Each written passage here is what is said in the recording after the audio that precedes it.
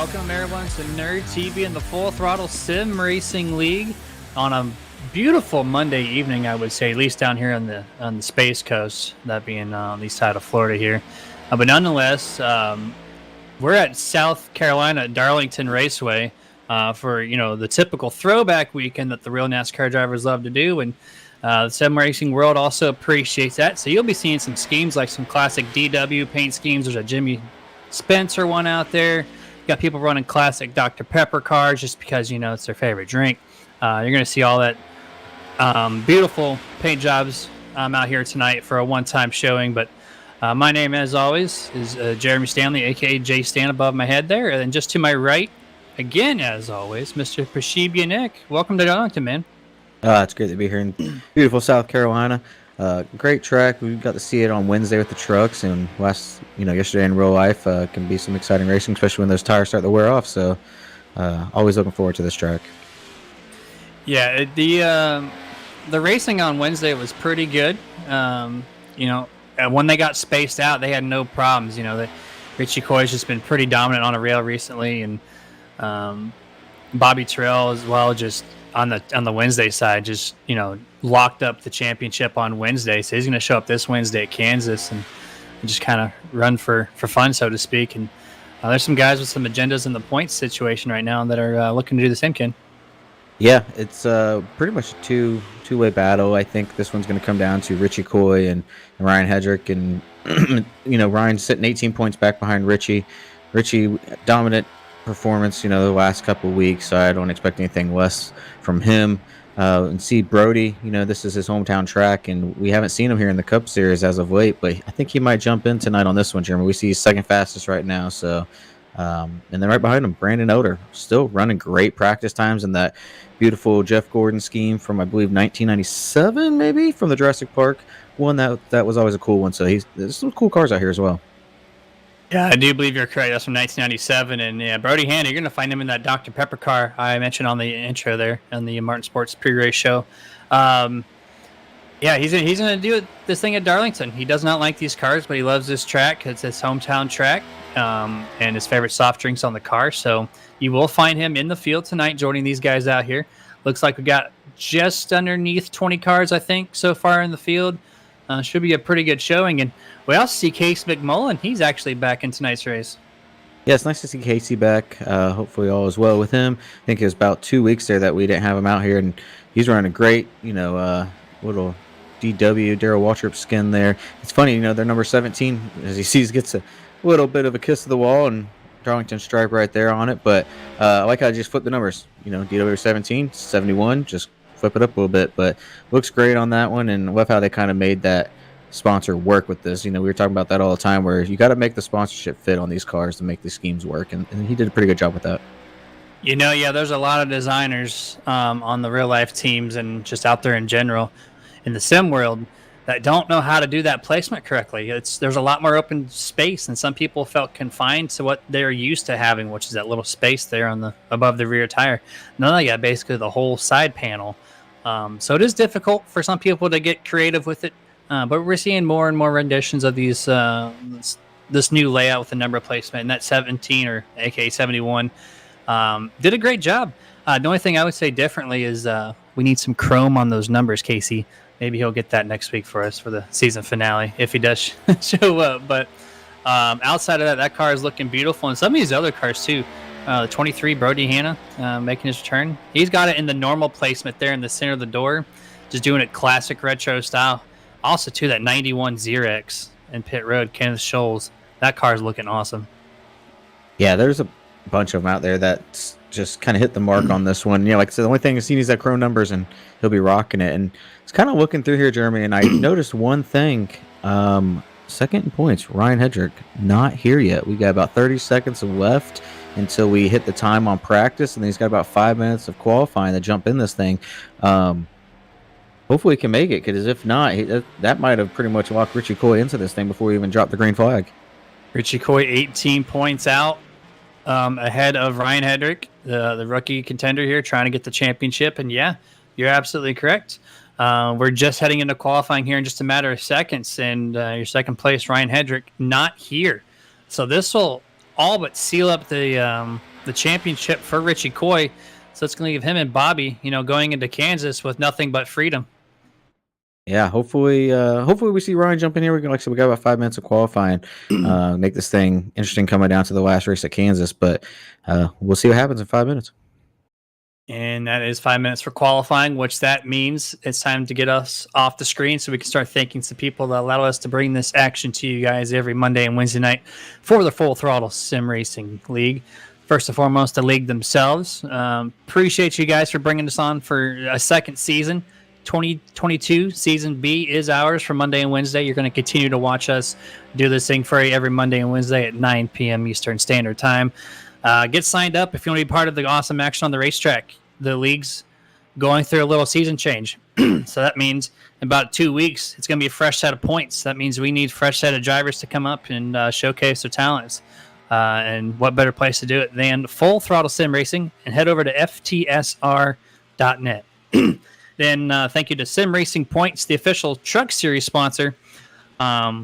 This software, if you go to simracingpoints.com, it offers a crap ton of features to bring to your website with customized widgets, full page display of all your point standings, all your driver results, whatever you need to put on display. It is there all in one simple to easy to use place on that software. You're going to go to simracingpoints.com and check out their pricing plans. And then big shout out to Martin Sports, home of the sim gloves of all of sim racing. Martin Sports makes the most breathable and durable gloves the sim racing world has ever seen. Also specializing in fully customized sublimation printing on everything from team uniforms to shirts, hoodies, hats, you name it. And they got the fastest turnaround in the business with all their orders. Go check out all their apparel lineup and merchandise at martinsports906.com. Make sure to use Super Nerd at checkout for 25% off everything you purchase. And then shout out to iRacing iFlag. That's our official flag partner of Nerditudes. You're going to head over to iRacingIFlag.com. It's a little 4x6 unit. It produces up to 30 different indications the game has to throw to you, whether it be caution flag, green flag, could be like, your spotter saying someone's high, someone's low, that kind of thing. 30 different indicators built into this little device. One of a kind, really. There's nothing else on the market like it. So go to iRacingIFlag.com, get one for yourself, and use Super Nerd at checkout for 15% off. Thank you to the Butt Kicker, the official audio enhancement partner of Nerditudes, especially home of the Gamer 2 unit. It's the standard in sim racing immersion. Gives the sim racers a haptic transducer, which easily attaches to any center post in your gaming chair or sim racing rig. And it'll produce that much needed feel from the car that drivers need to perform at their peak performance. See their entire product line at thebuttkicker.com. Make sure to use Nerd TV this time for 20% off all their products. Quick shout out to Nerd Focus, nerdfocus.com. 2 flavors. Green is the sugar, blue is sugar free. We got them in Nerds headquarters, and all the nerds on the Nerd TV side here. Great product. The flavor is amazing. And it's only 2 flavors too, so it's not like you have to decide which one you want. It's just one or the other, and they're both super good. Go to nerdfocus.com, use Super Nerd at checkout for 10% off. And thank you to the Moonlight Speed Concept for being the official asphalt setup provider for the Nerditudes. You can head over to moonlightspeed.com, or you can find them on Twitter. Get registered, sign up on their Discord, join the community. The setups are professional built setups from the ground up. No matter what asphalt oval racing you're doing, they got you covered. And you're going to pick up some W's along the way. So head over to moonlightspeed.com. And then on the dirt side, we're going to head over to none other than www.houseofspeed.us. Same deal. They got professional like setups across the board, but on dirt. Anything dirt oval related, whether it be late models, big blocks, modifieds, whatever you got you want to try out. Feel free to head over to houseofspeed.us and get one of their setups. Also, you're going to pick up a W for sure when you do so.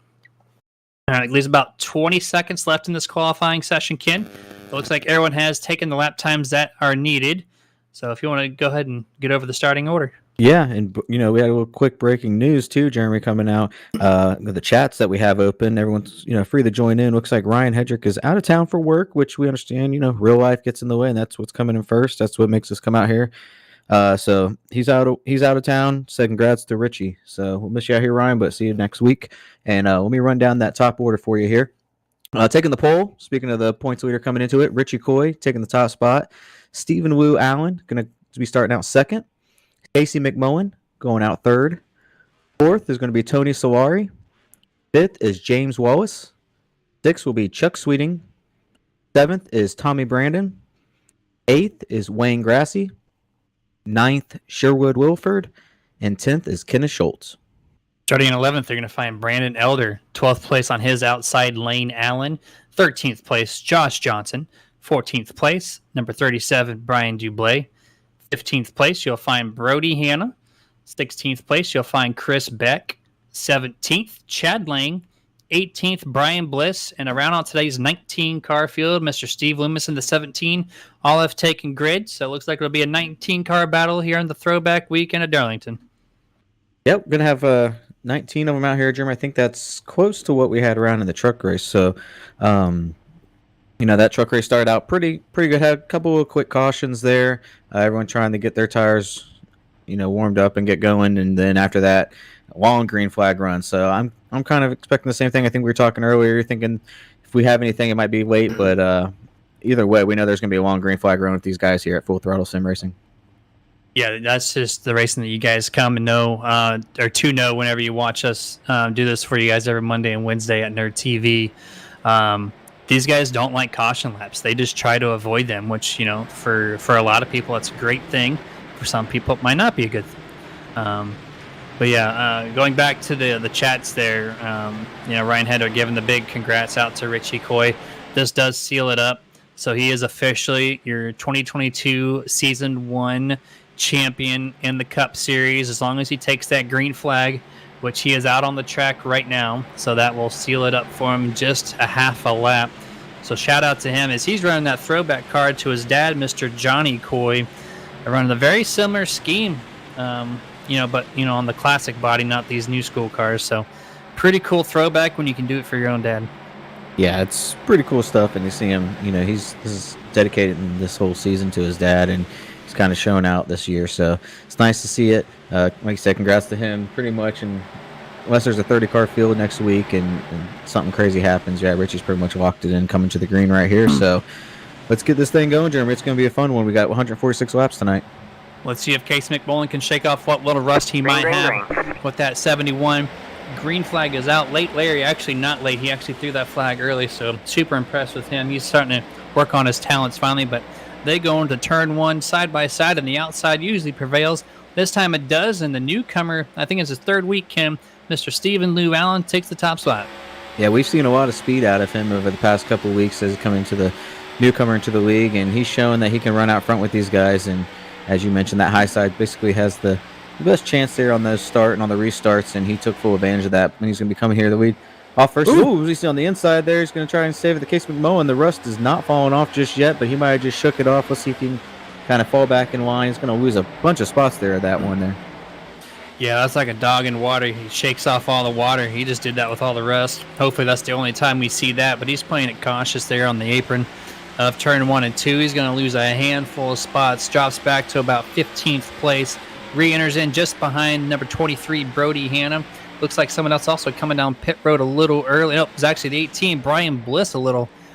Not sure what's going on there. He was running fine entering turn number 3, dipped it really low for whatever reason, and he's still running pretty slow. I wonder if there's any mechanical issues going on early for that 18. Yeah, there's something going on. He's definitely riding around the bottom of the track.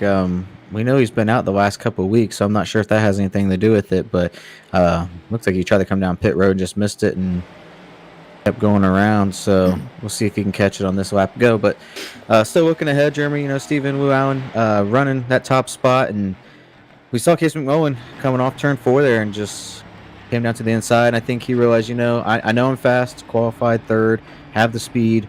When we just kind of settle in, like I said, it's been a couple of weeks, shake the rust off, and then get back up there. He's got plenty of time in this race, so I don't think that'll be the last we see of Casey tonight. He'll be back up in the top 5. Yeah, I'm sure there's plenty of time to get that feel back into the car and get it going. 18, you saw on Nerd TV, did come down pit road. He has exited the car for a tow anyways. He's back in his stall. So they got some much needed work to do to that car if he can get back onto the surface. Not exactly sure the diagnosis yet, but right now, 18, Brian Bliss, not having a really good start to this race. No, he's not. And that's going to put him back, and that's going to be down early too. It's going to be hard to come back from that if he does come back. So we'll have to keep an eye on it. But if a couple laps down this early is going to be hard to make up, especially with that green flag run that we're anticipating. These guys kind of stretched out a little bit, Jeremy. There's about a half a second gap between your top three guys, really, and then behind them you got a little battle there between James Wallace and Tony Solari for third, and then just behind them Chuck Sweeting and Wayne Grassy. And Wayne Grassy needs to get up all the room he can. I mean, basically he needs to have a win for him and a really bad finish for Richie to have a shot at it. But he's fighting. He's sitting there sixth place, gained 2 spots already. Yeah, it's I don't think there's with only 19 cars, I don't think there's a chance at it. But at least if my calculator stands me corrected, but yeah, it could potentially make it really close. Maybe surprise me. I don't think there's a chance though. But going to Richie Coy though, I've been trying to learn off this guy the past few weeks in the Xfinity series they've been running on Thursdays, which announcement has come out that ARCA has now taken over Thursdays and they're dropping the Xfinity for season 22 or 2022 season B. And this guy's long run has gotten better and better as the season progressed. I feel like just this season alone. And every time I race him, it blows me away at how fast he is. You can never count this man out. Being 10, 15 car lengths back, not showing speed the first few laps, but he's already starting to make his ground back up on Stephen Llewellyn, who jumped out the gate fast and early. And that long run set of tires from Richie Coy is that's something that almost no one can compete with. Yeah, that's who you do not want to see in your review, especially when these green flag runs go, and because he's gonna keep going, he's gonna go by you, and then he's gonna sail away from you, and just has the run down and stretches it as far as he can stretch it. And still keep speed. If he comes off pit road, he might only be down about 5 seconds, but the guys have already ran 15 laps or more than him, and he's able to fly by him with his fresh tires and still keep it going. So he's got the setup. He knows how to control these cars, how they handle him.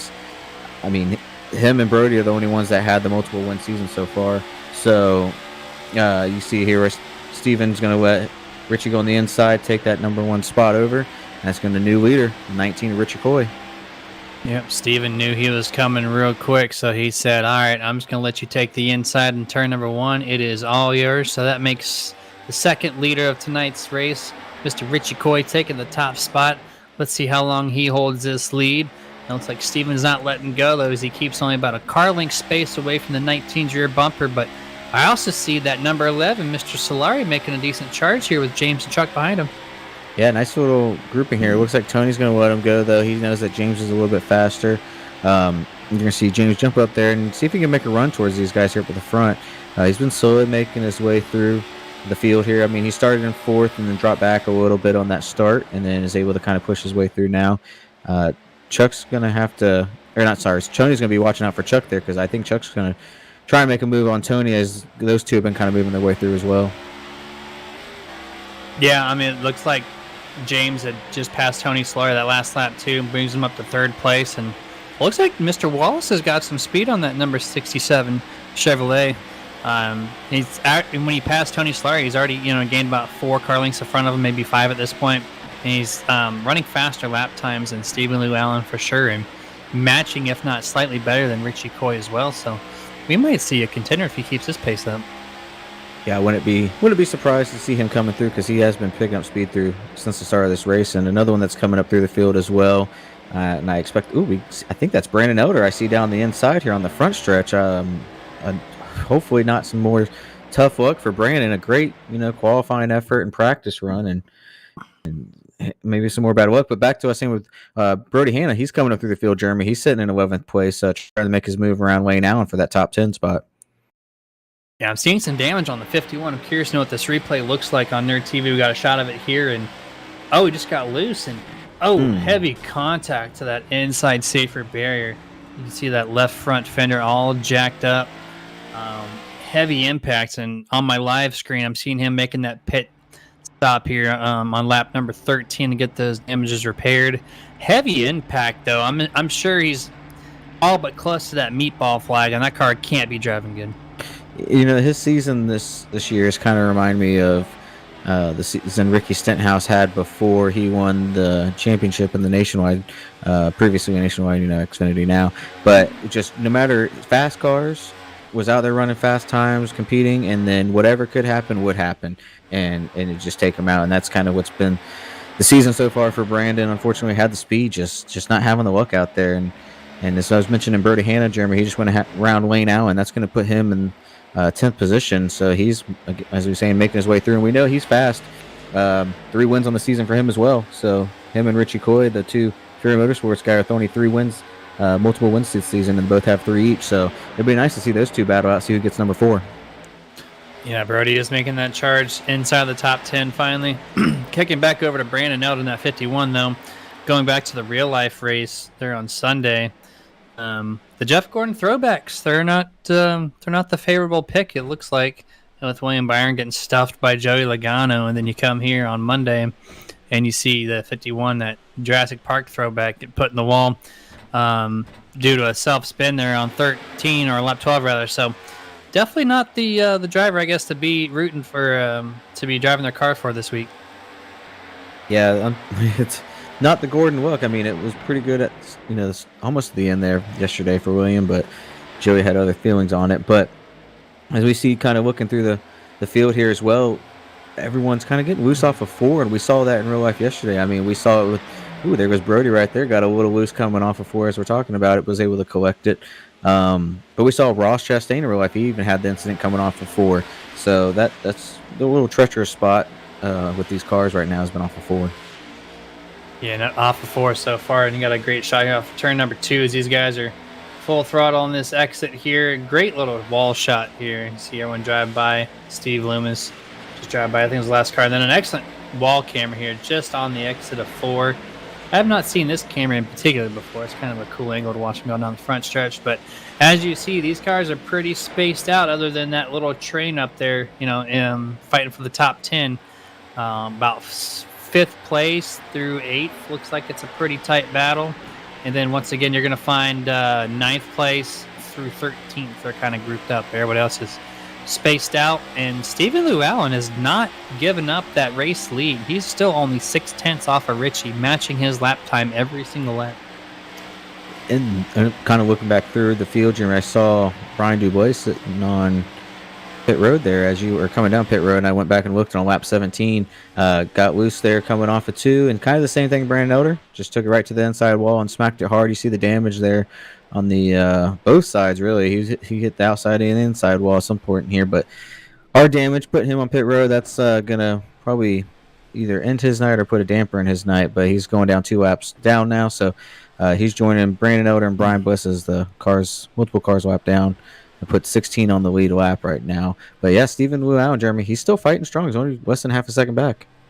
I just watched Brian Dubois on where he got that damage from. He did the same thing that Brandon Elder did, but on turn 2, on his lap 17, he just got loose early in turn number 2, came down and slammed the inside retaining wall. That number 37 Chevrolet, and that's why he's on pit road getting those damages repaired. Another heavy impact. I'm sure there's quite a few minutes of required damage before he even gets to the optional, because your toe has to be out of whack. That new rack and pinion steering and independent suspension's got to be, there's got to be some broken parts that they have to fix before that 37 gets back onto the racing surface. Oh, absolutely. It was exactly the same as Brandon's, just a little bit harder, I feel like. And looking back, we see it right here on their TV. Even right in front of them, you have Sherwood in that 8th position. All the way basically 8th through 13th, all the way back to Casey. These guys are all over each other. They're pretty close, only about a car length, maybe 2 car lengths away from each other. So they're just following in line and waiting for one to slip up and pounce and make a move. But we got some action right here between these 6 cars. Really good group of guys right here, all basically nose to tail at Darlington, putting on a good show. Quick mention, though, Chuck Sweeting has gotten around James Wallace, new 3rd place contender. That number 75 throwback, Chuck Sweeting. And also Stephen Lew Allen's now only 2/10 off of Richie Coy. So as that main little group of cars are having a battle, We're having some action on the track, and Stephen Leon gets a great run here as we kick it over back to them. Down the back stretch, they are nose to tail as well, and they could have another lead change here soon. He had a great 1 and 2. A little touch of the wall there, no big deal. Kept it going. Didn't lose any speed, but he's, see a little wiggle there off the turn. But he had a great 1 and 2, Jeremy. He gained a lot of speed here. Let's see if we can continue on and get another great run here in 1 and 2. He drifted right up to the wall, as you see. Yeah, I think he might get a great run off here, Jeremy. Yeah, here he comes. You see him close that gap to Richie Coy. See if he can hold it. Nope, he cannot. That's why he had that great gap right into the outside wall. That's going to hurt for Stephen Lou Allen. That reminds me of my Thursday race on lap number 13, or lap number 8 rather. I put that thing heavy into turn 2 wall just like he did. So I know exactly how that feels, and that really tightens up your race car at Darlington. You do not want that. So you're going to see this car struggle now on mid-run to late run. He's just not going to have that speed anymore. And with how sensitive these components now in the next gen, he's going to have a next little rough 120 laps to get this thing back home. And you saw it there on their TV. As soon as he, hit it there off of 2, went right into 3, and just so tight, boom, right into the wall there in 3 and 4. So I expect Chuck to kind of make his move here shortly around Stephen Llewellyn, as looks like he might be losing a little bit of time, but as you mentioned, the wear is going to just take off. He's kind of pushing up to that wall a little quicker than he was before, so we'll have to check in. But that's Richie. Richie liked that. He was coming close to him, and now Richie's kind of checked back out a little over a second on him. That's just unfortunate there for Steven. He was making a great run towards Richie there. Yeah, we see right now off his right rear panel, Chuck Sweeting all but there to make that pass. Dips his nose slightly low, saying, "Hey, I see you. I'm ready to take you over." But Stephen Llewellyn's going to be a fighter. He's not going to get this up yet. But yeah, that damage. I'm actually surprised he's able to run the time he has the past couple laps after slamming that wall. He has not fully given up yet. Just hanging out 1.1 behind your race leader, Richie Coy, and of course you got Chuck Sweeting right behind him. And then you're not going to find another car for 2 seconds as you see the 24 once again just little hit on the wall there and gets tight in next to turn number 4, and that's going to bring Chuck Sweeting right to the bumper, and Chuck patiently stays behind him entering turn number 1. Yeah, you see them slide right on up as these guys they're going at it. So it's a pretty good battle between these two. I think this is where the action on the track is right now. As you mentioned earlier, everyone's kind of spread out. We still have that battle back there between the 8th to 11th place guys, but they even themselves have spread out. So this is right now where the action's at between these two, and Chuck's trying to make a move, Jeremy. He's looking every chance that he gets. He's looking on that inside, see if he can make a move here on Steven. Yeah, he is definitely waiting, but he needs to make that move. He's losing over a 10th each lap to race leader Richie Coy, and it's allowing actually James Wallace to kind of track them back in, ever so slightly each lap. So Chuck really needs, I know he's playing that waiting game and being respectful, but he needs to get that thing out in front of this 24 if he wants to contend with Richie. And as he makes a great move into exit number 4, does make it happen, beats him to the line really and takes him over. Chuck Sweeting to the 2nd place, and now he's got his eyes finally set on that number 19. And you mentioned he was losing time when we talked about Stephen Llewellyn kind of backing up and Richie Coy gaining ground. He was 1.1 ahead, and that time by, Jeremy, he gained a whole second on him just in a couple laps. So Chuck trying to get around Stephen definitely slowed him up, but we'll see if Chuck's got that momentum to keep himself going and see if he can run Richie back down. But we know how Richie is on the long runs. We mentioned it a couple times.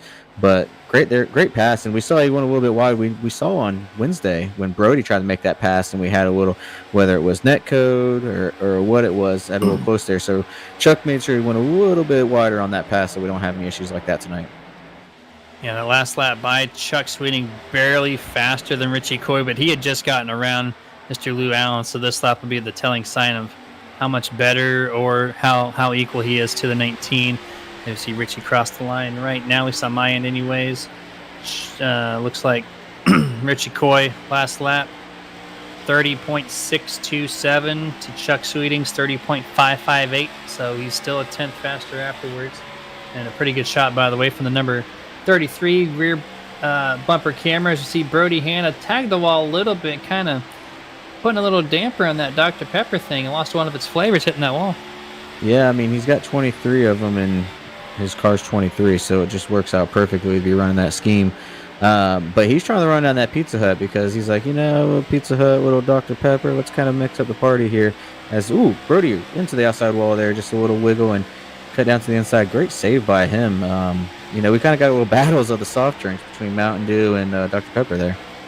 PepsiCo is not going to have a problem with this. They don't officially make Dr. Pepper, but they bottle it and they sell it with them. So, but yeah, Brody looks like he lost another one of his flavors there.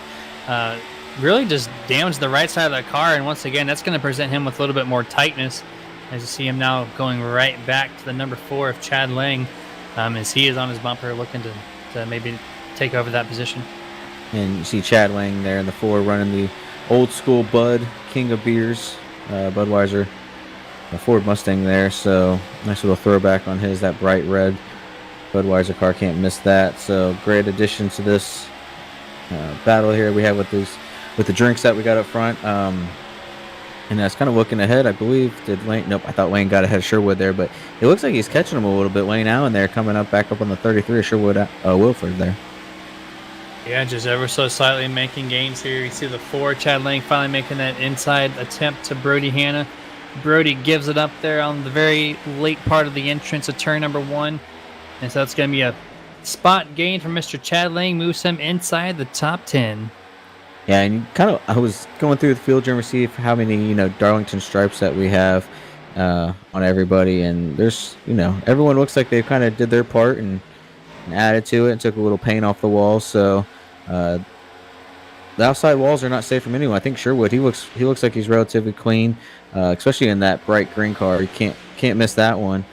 Kenneth Schultz as well. I think he's sitting nice, and Wayne Grassy. So we got a couple guys still out here, but the Monster Miles, or sorry, that was last week, the Monster Mile, but the Lady in Black's trying to take as many as she can. We got 110 laps remaining at Darlington Raceway here. So what better way to promote nerd focus than for these drivers to stay focused on the racetrack?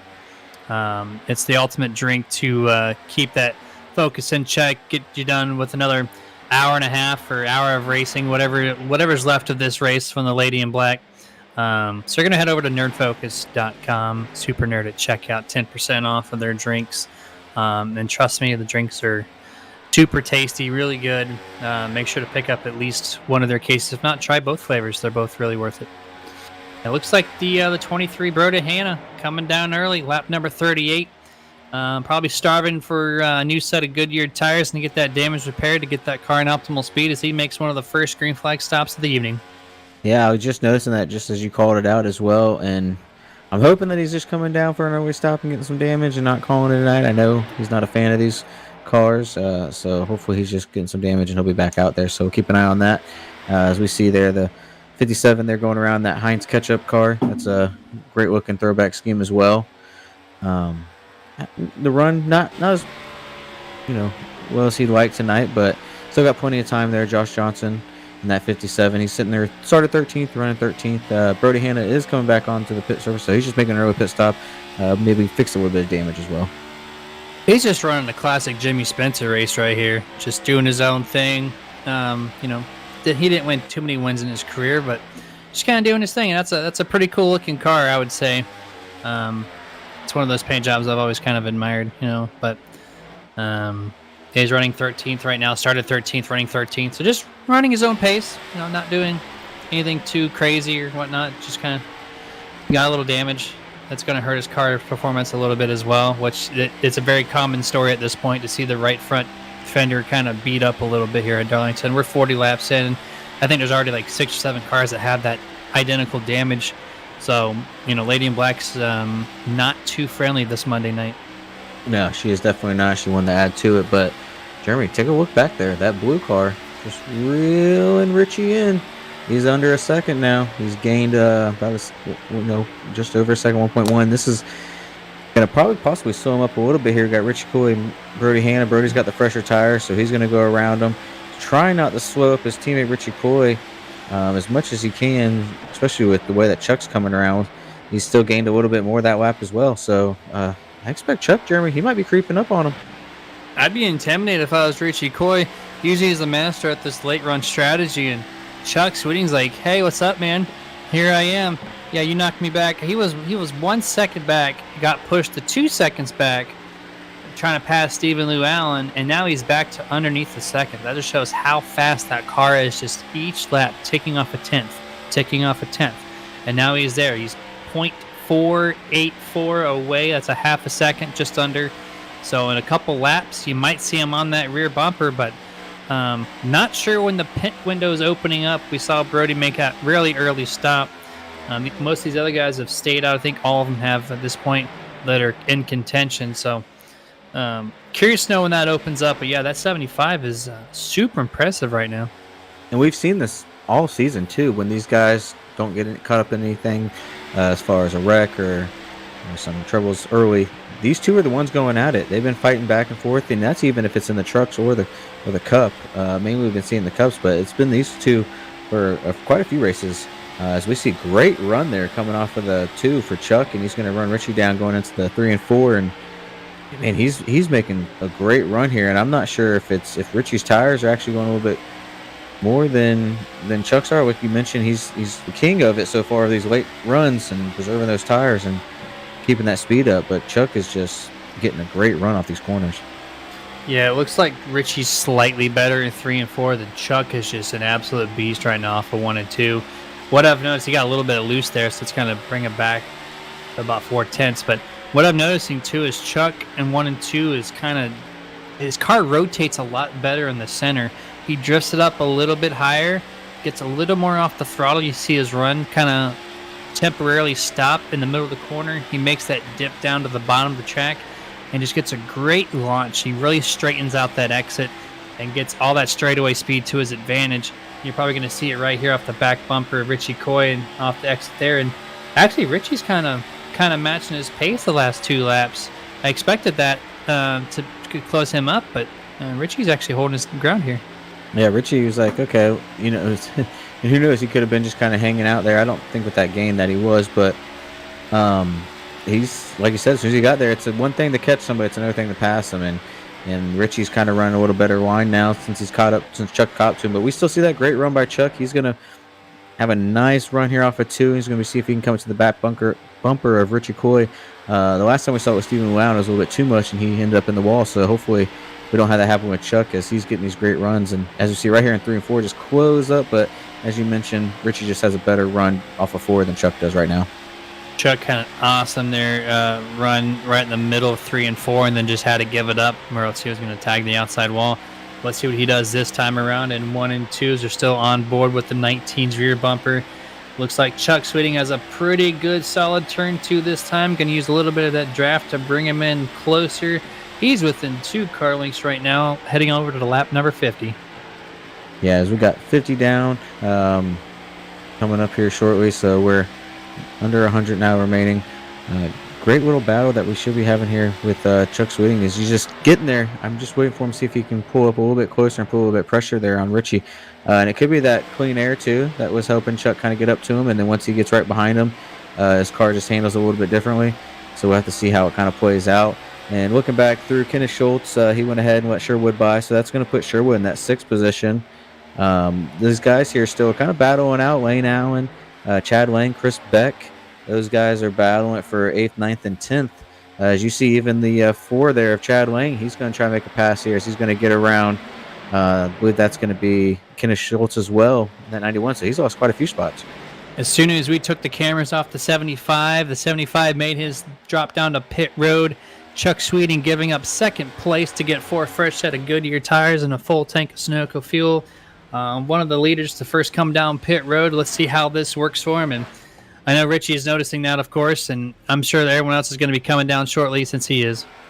Yeah, as you were mentioning that, I saw Tony Sawari. He was coming off of pit road, so he just finished his pit stop. So we'll see how long Richie can drag it out. We saw this Wednesday. A couple of guys stretched it out, and they were able to make up some ground and pull on him. And then we saw where others were coming in early, and they were able to make up it on the early run. So we'll see where this one plays out and who's coming down and how far they stretch it. So I want to see, though, the difference between Chuck and Richie, Jeremy, see how many laps they go between each other on the pit stops and see who can kind of come out the same, because they were only about, say, 3/10 off each other coming down. Yeah, just a few tenths, like you said. And yeah, I've noticed Richie Coy likes to run a little bit later on the tire run and then make his pit stop. And as the race progresses, of course, that gap gets larger from the time the guys in front pit to where he pits.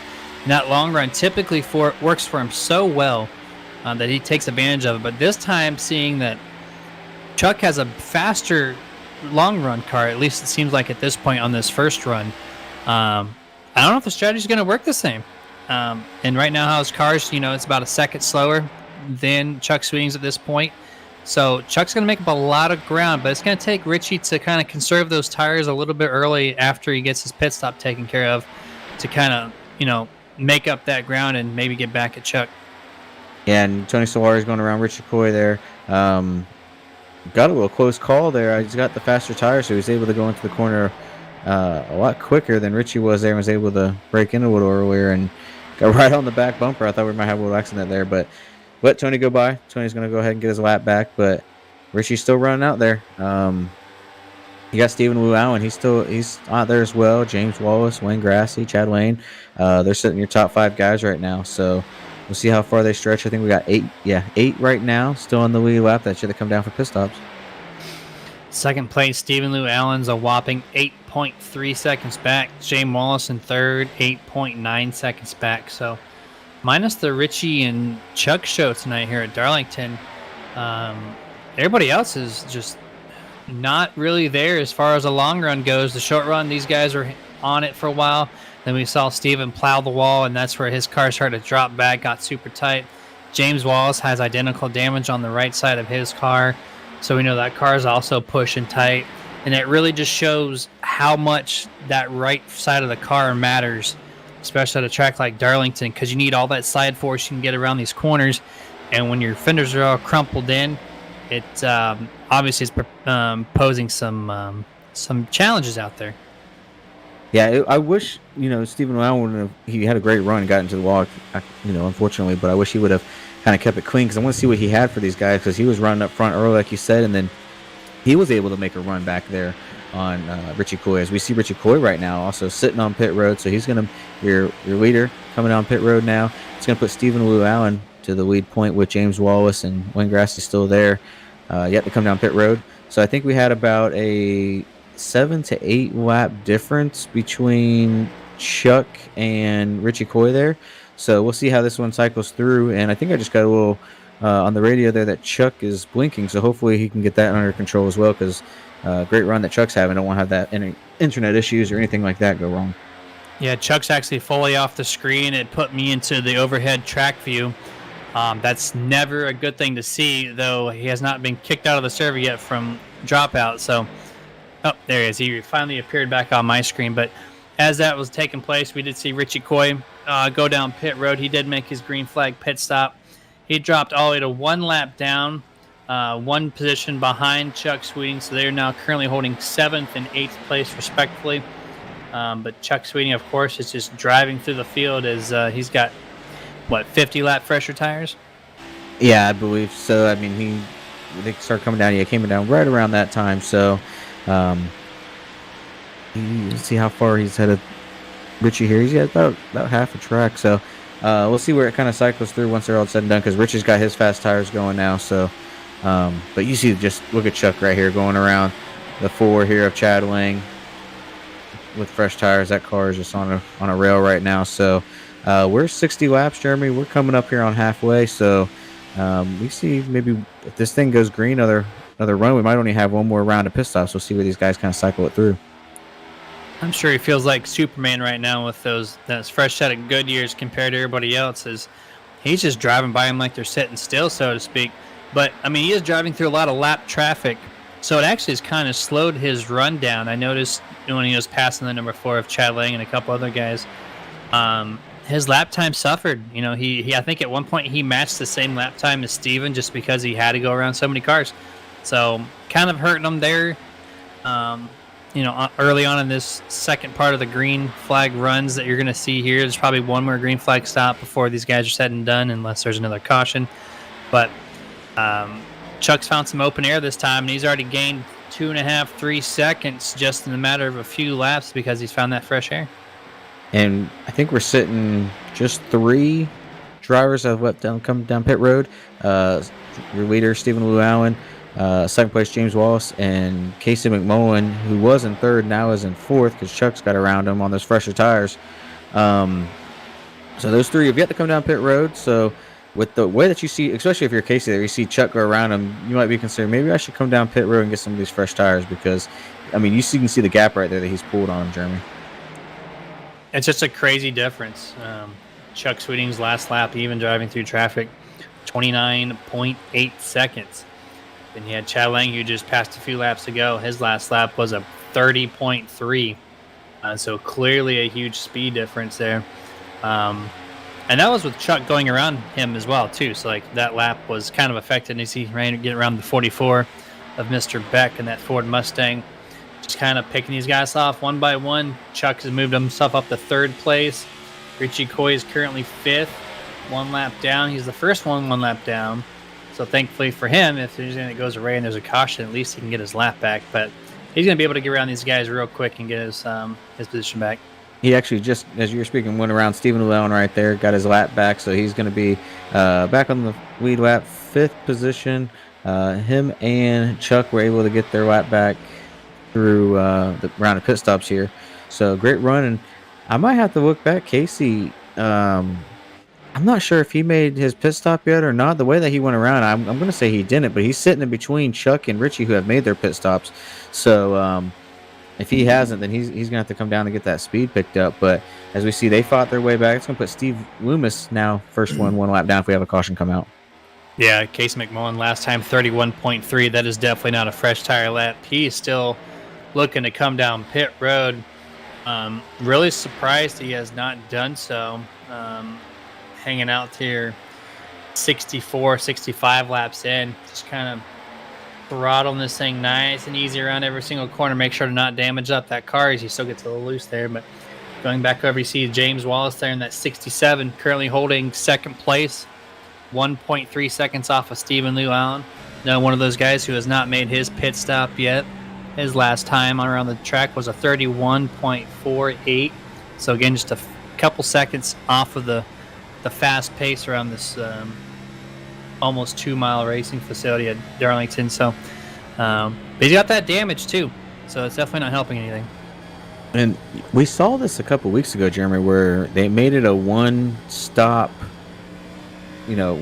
run as long as it goes green, and they were able to just come down about halfway, just after halfway, make that pit stop, and then go on out and go off of one stop. So if he's trying to do that same strategy, him and James Wallace are kind of around that same page.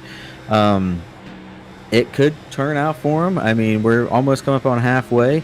We're sitting about 5 laps away, and Chuck Sweeting is the only one that's made the pit stop that's coming up on him. He's about 17 seconds back right now. So he'll be playing a strategy game. Who knows? And I mean, there's still plenty of time to tell, as we're just on, a nice lap of 69. So we'll see where this one plays out for him. Trying to make it on a one-stop shop, it looks like.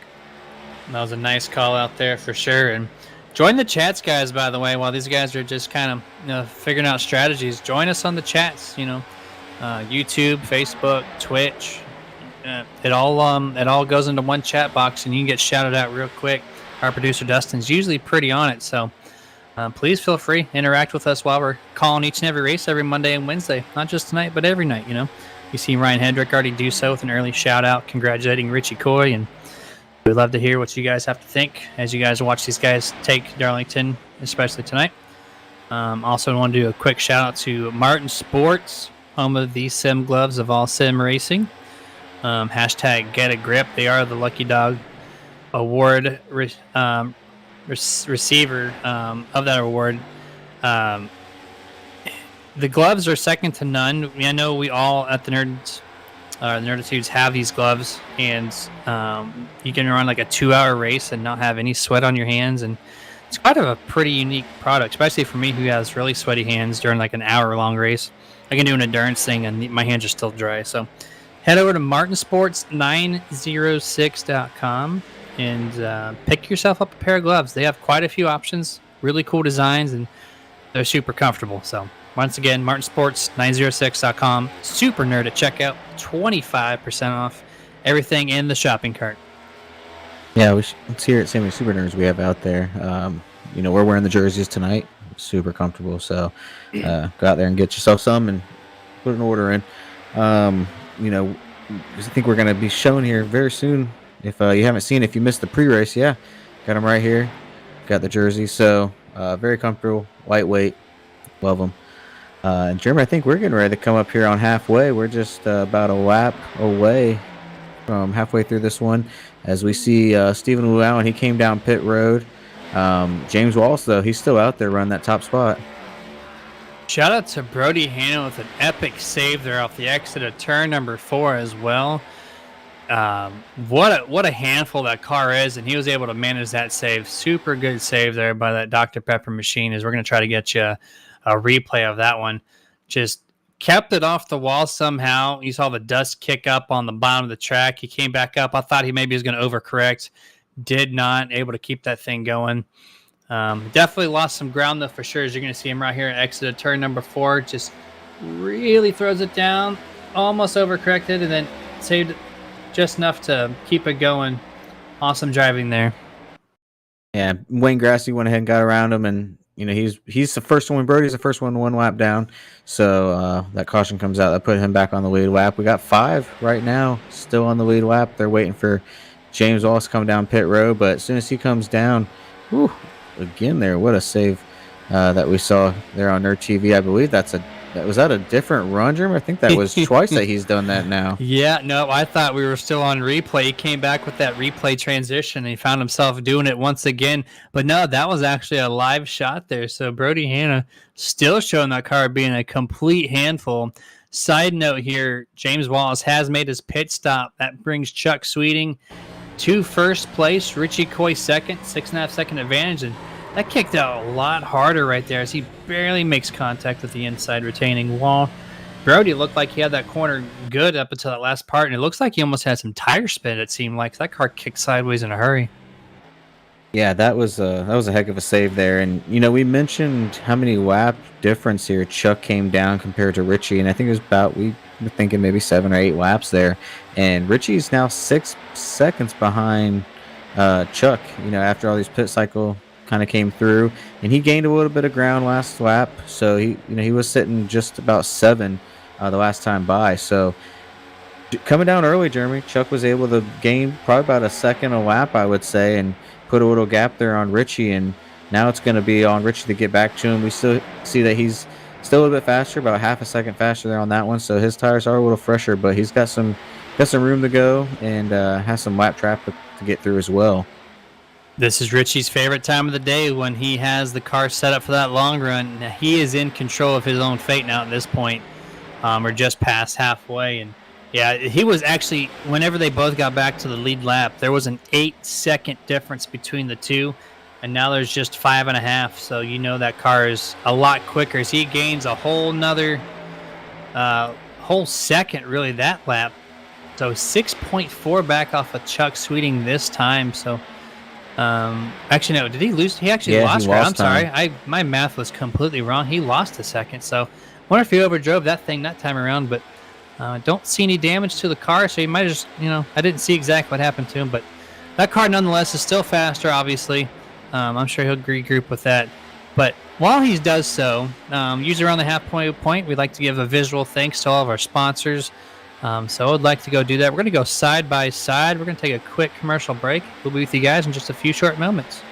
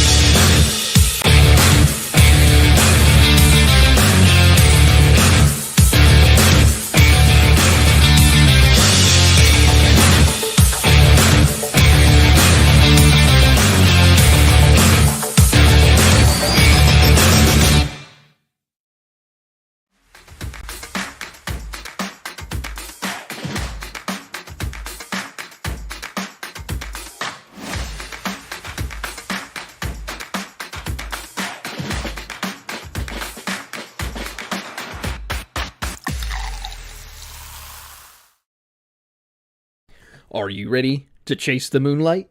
Community-based and talent-driven, Moonlight Speed Concepts has what you need to take your iRacing experience to the next level. Founded by passionate owners that care about the community and housing some of the top setup builders and drivers on the platform, Moonlight Speed Concepts offers custom paints, driver coaching, and setups for dirt, asphalt short track racing, and eNASCAR competition. Partnered with top brands in both real world and simulation. Follow us on Facebook or visit moonlightspeed.com and find out why these businesses chase the moonlight and why you should too. Moonlight Speed Concept, where all we chase is moonlight.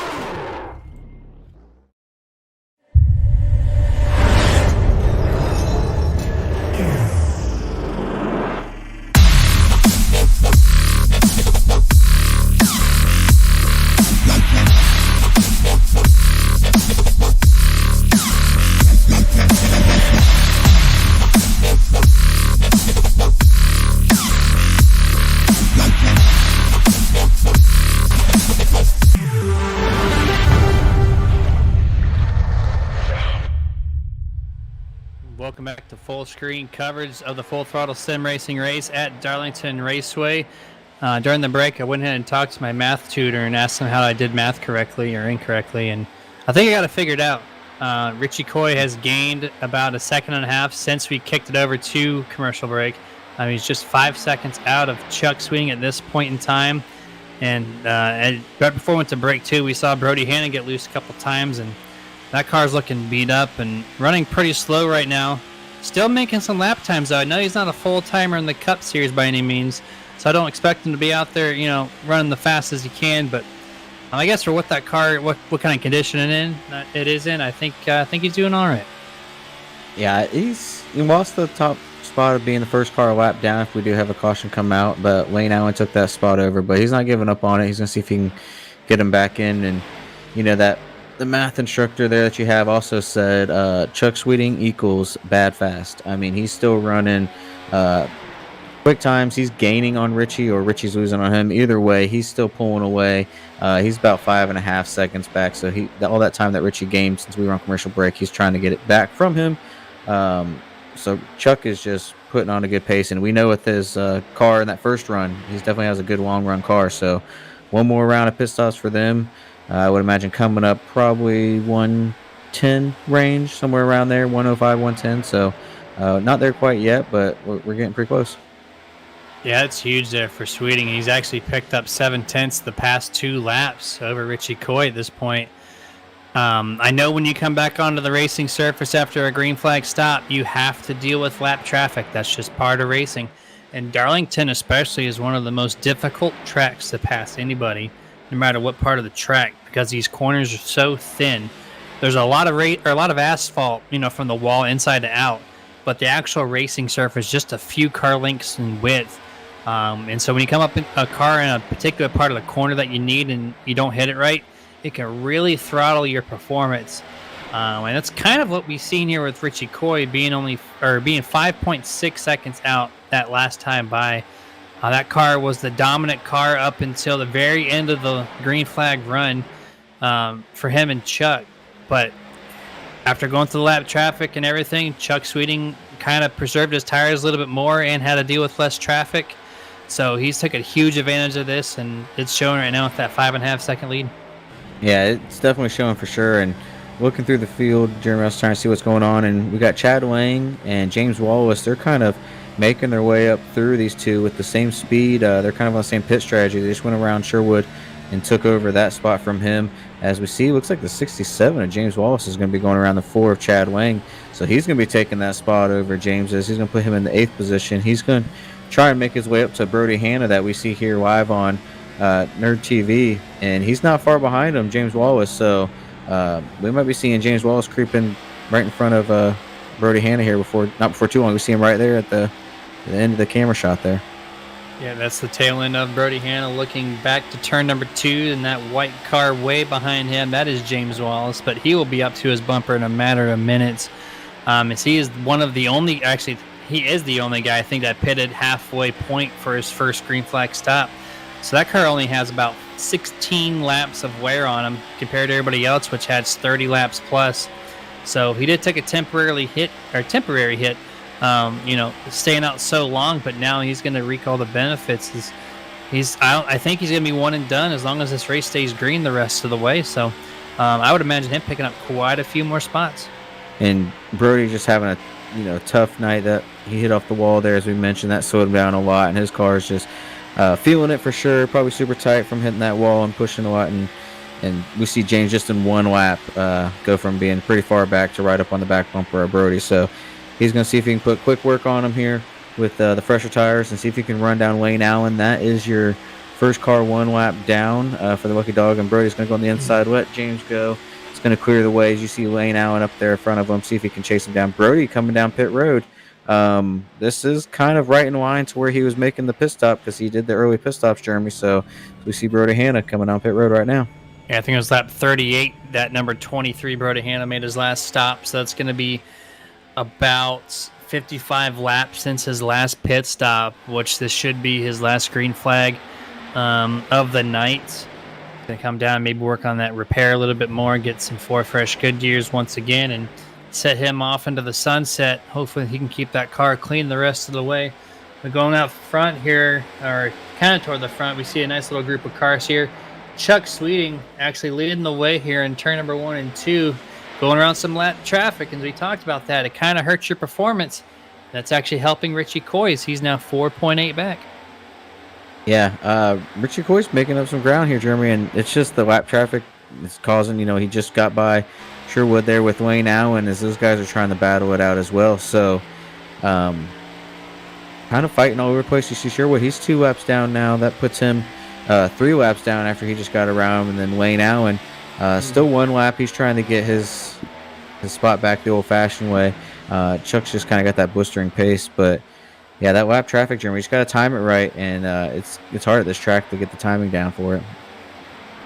Yeah, we've seen some lap cars dip down. We see Kenneth Scholes making a stop this time by Brody Hanna coming back up, and yeah, Richie Coy gained a couple tenths that last time by, as he's going to be up to these lap cars here in just a moment or two. But right now he's gaining in on them. He gained another 2 tenths that time, so 4.442. Richie Coy is off of Chuck Sweeting. It makes me wonder, when is Chuck going to make that pit stop? When is Richie Coy going to make that pit stop? Does Richie run it all the way to the very end and then just run a few short qualifying? Lane Allen hard at the outside retaining wall in turn number 3. Keeps going. We got a wreck right in front of him. Yes, caution flag is out on the racetrack for the first time this evening on lap number 99, involving Chris Beck in the 44. And it looks like Sherwood Williford in that Pizza Hut Chevrolet number 33. That's not what Chuck and Richie wanted to see. It's going to bunch them up together. But just on that lap before, they were coming off at 2, and Chuck told, let him Sherwood to go by on the outside, and Sherwood got into the wall, and then he was getting that run, and just unfortunately came down into the 44 there and just kind of hooked him into the outside wall and spun him around just right behind your leaders. That could have been, tragic there for Chuck Sweeting, and that was close call there on that one. Was that Casey McMullen? That was Casey McMullen. Real close call as the 44 came across his nose almost there. Just kind of split the gap, but that was one of those it's cliche to use that racing incident term, but I think this was definitely one of those cases. You saw an onboard of Sherwood. You're going to get the onboard now of Case McMullen. It's kind of hard to see exactly what happened there, but he seemed just makes the right call and almost overcorrected, really. So kind of a good save there by that number 71. But that racing incident, it looks like just the 44 came up the track not knowing that 33 was just going to hug a little bit of a shorter exit on turn number 4, as 33 left almost a car length of space from that wall. So it was just a lapse of, not knowing exactly where the car was going to be on exit. And we had, looks like 4, I believe, that were on the lead lap there, Jeremy.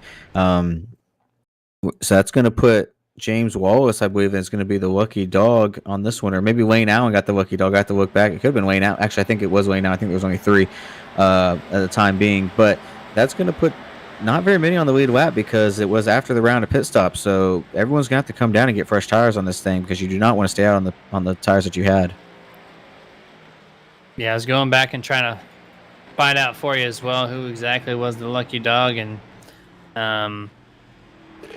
it's hard to tell from my angles. Looks like Wayne Grassy did make his pit stop right when the caution, or right after the caution came out. Usually that means you forego the lucky dog type of deal, but he did come back and has the lap. So I think he's officially your Get a Grip award winner, Mr. Wayne Grassy there in that Chevrolet Pennzoil.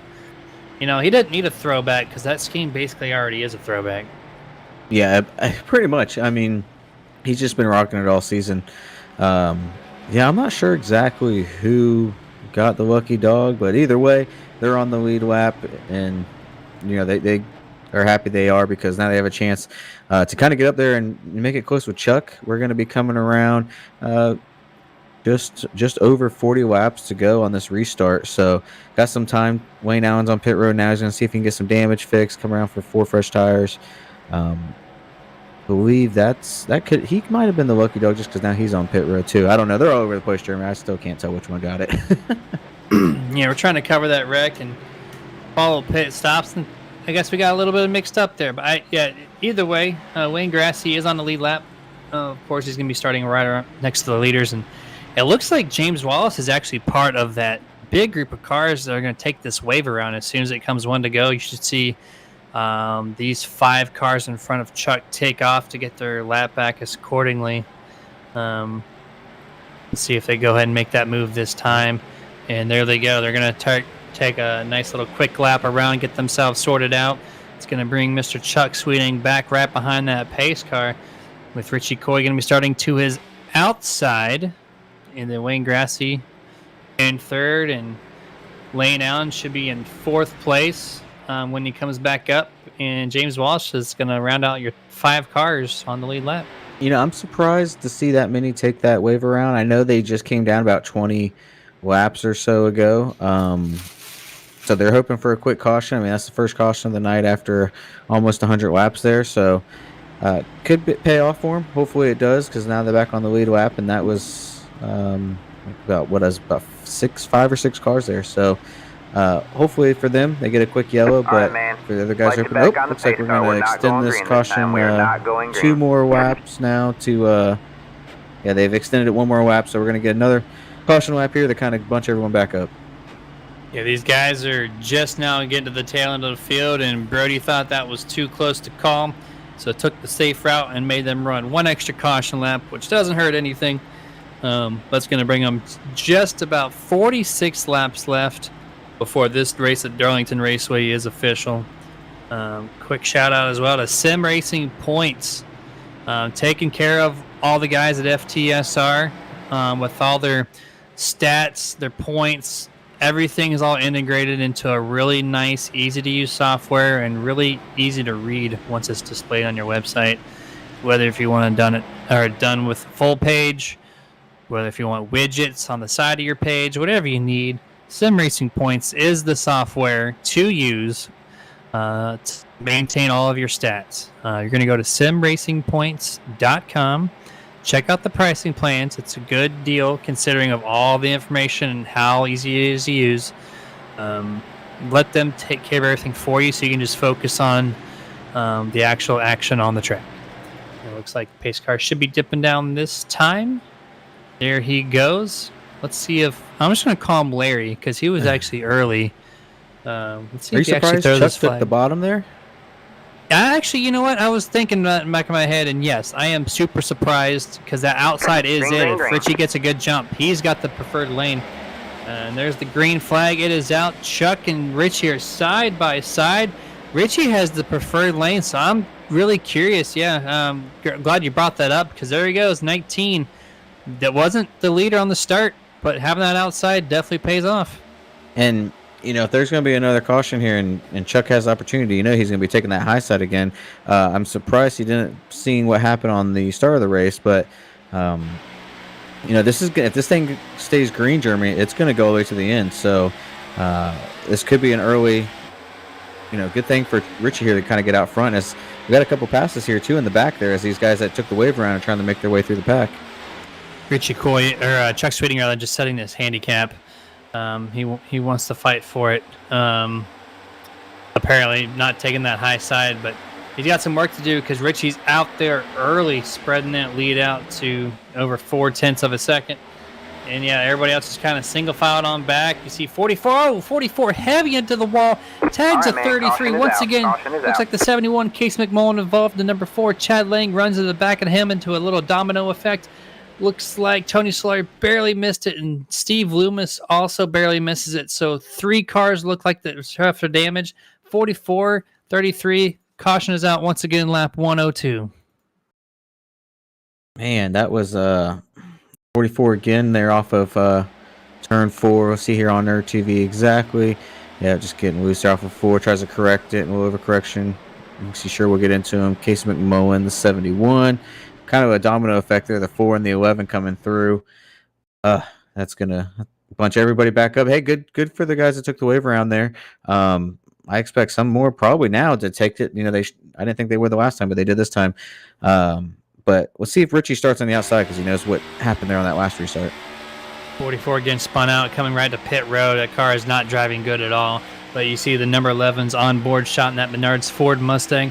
Let's see, has a good look at this wreck. They all space out, smoke in the air. He doesn't know where to go until the last moment. Keeps it high, heavy on the binders to avoid the number 4. Just, so close to his bumper. That was a close call. I couldn't tell in that first replay if he was going to get into the back of him or not, and just barely avoided that one there. That's going to put, that's top 10 position right there, so you don't want to give it up by running into the back of the guy and damaging your car, so good awareness there. Yeah, and as you said, it's going to really help out the guys who took that wave around just a few short laps ago. Now they have full fresh set of tires and going to be on the lead lap, so that's going to be great to them. Lane Allen, I know first caution right before the wreck happened, he slammed the outside wall in 3 and 4. So I don't know how well that car is going to perform per se, but James Wallace is looking real pretty right now if he can get that thing up to running. He was actually doing pretty decent in that run. You see a no shot here of Case McMullen. Take 2 weeks off to find himself running a modified after 100 laps at Darlington. Not the prettiest of sights. No, definitely not. And looks like the 57 there of Josh Johnson is going to be your Martin Sports Get a Grip Lucky Dog winner this last caution. So that's going to put him back on the lead lap. 6 cars now on the lead lap, and see if we have anyone take that wave around, as you mentioned. And that's confirmed early this time. Joshua Johnson, indeed, getting that second Get a Grip Lucky Dog Driver award this evening at Darlington. Go ahead and get yourself a lap. Hopefully, his car looks clean, Kenny. I mean, he's got a little bit of nose damage, but it's not nearly as bad as most of these other guys out here. So, done a fairly decent job of keeping that car clean. I know he wasn't running top about halfway through the race. He was running at 13th when we last shouted him out, but now he's sitting in 5th place with a decent chance. Yeah, it was great call on him. Hats off to that, calling the wave rounds and everything there. So kind of getting a little bit more people here on the lead lap. We got 6 on the lead lap. Got a couple cars still a lap down. And cautions breed cautions, Jeremy. We know, guys here at Full Throttle Sim Racing don't really produce cautions that much, but every now and then, a caution will bring out some more. So things not over. We're gonna have just under 30 laps or so left. Once this thing goes around green, just over 30 or so. So still plenty of time, especially with we saw that start there. So we'll see where they decide this time. I would say Richie, from what he noticed on that first one, in the second one, he should take that high side. So we'll see what happens when they come to want to go this time by. That was literally my segue. I was going to propose there's, based off of what we learned that last restart. As I was just about to say it, clear as day, Richie Coy over the intercom saying, outside, leaders going outside. You see him lining up on the top side of the track. That means he's going to be starting first place from the outside. Chuck Sweeting on his inside, just like the last restart. Before we get this thing back going to green flag, quick shout out to iRacing iFlag. That the flag system sponsored by or with Nerditudes. Awesome products, 3D printed. It gives you 30 different indications that iRacing has to throw at you. And it's only a little 4x6 printed thing too. It doesn't take up much space on your desk at all, and it's super bright. Keeps all the focus that you have on the racing surface and not trying to figure out what your spotter's trying to tell you. So let some of that product take away some of the distractions that iRacing gives you. So head over to iRacingIFlag.com. Going to use Super Nerd at checkout for 15% off his stuff. I don't think Richie could have said it any more clear that he was taking the outside. He made it a point. I'm on the outside, and watch what I'm going to do with it. Yeah, no, he really did. Clear as day. Like, see, Chuck, this is what you should have done: is take the outside, and we're about to see exactly. Oh, maybe not. Maybe we'll see Chuck have a really good start this time around. Who knows? Green flag is out though, but Richie does have a better start over Chuck Sweeting. Wayne Grassy looking low, does not have enough speed to make it happen, but Chuck's actually going to keep his quarter panel. 19 had a Chuck up there, dead heat side by side through center of 1 and 2 now. But Richie, so close on that fender, but does clear the 75. Race leader continues to be Richie Coy at lap 111. What a move there by Chuck Sweeting. We thought it was just going to be a repeat of the last restart, and he drove that thing in there, and that was close. I mean, I thought they were going to make contact. As we see one there down to the inside there. I think that might be the 57. Have to look and see, but he's back in line. Didn't lose any ground there, but yeah, what a close call there coming off of 2. That was Brody Hanna once again in that Dr. Pepper 23. That car is still a handful. I think that's the 4th time he's done that since the drop of the green flag and this race started. But yeah, he didn't really lose any ground there. Just kind of got loose, brought it back up the track, no problem. And right now they're still passing the 14. Those are 3 wide contact. Somehow those guys did not wreck. Whew, Josh Johnson right in the middle of that. Brody Hanna gets around it, but it looks like this that number 67 loses a couple spots because of that. Yeah, and Brody Hanna's got the fresher tires, so he's out there making quicker lap times. And close call there for James Wallace running top 5, going 3 wide there with Brody Hanna and Lane Allen. That could have been disastrous for James Wallace and Lane Allen. They're both running the top 5 on the lead lap. But all is good. Everyone kind of straightened out, and we're good to go. As you still see Richie Coy here, Jeremy. He's about half a second ahead now as he's pulling on Chuck Sweeting. Yeah, I'm gonna keep my eye close to those guys on the stats. Anyways, Chuck Sweeting needs to have a little bit quicker car here on the early part of the run. And know his long run's dominant. It comes in 30 laps or so, but he's definitely got to speed it up a little bit if he wants to get around Richie before this thing is over. If they do go green the rest of the way. Brody Hanna once again loose off of turn number 4, and really treacherous for that number 23. That's going to allow the 91 Kenneth Scholes to go around him on the inside, and it's going to bring James Wallace to his bumper. And look who's sitting there in that 3rd place, Jeremy. Wayne Grassy. He's been running top 10, definitely even top 5 most of the race, but now he's running top 3. I think this is the highest he's been all race, and he's making that high side work there as he's in the corner there of 3 and 4. So we'll see if he can kind of finish it off. He's only sitting about a second back. Lost a little bit time there. Lost about 2/10 on Richie, but still a great run here for Wayne Grassy, who's probably going to be put back in possibly into the 3rd or 2nd place in points, but if not, really close. It's been quite a few weeks since we've seen Mr. Wayne Grassy on the podium, for a post-race interview. So it'd be kind of cool to talk to him once again, but he's sitting 1.2 seconds out of Chuck Sweeting.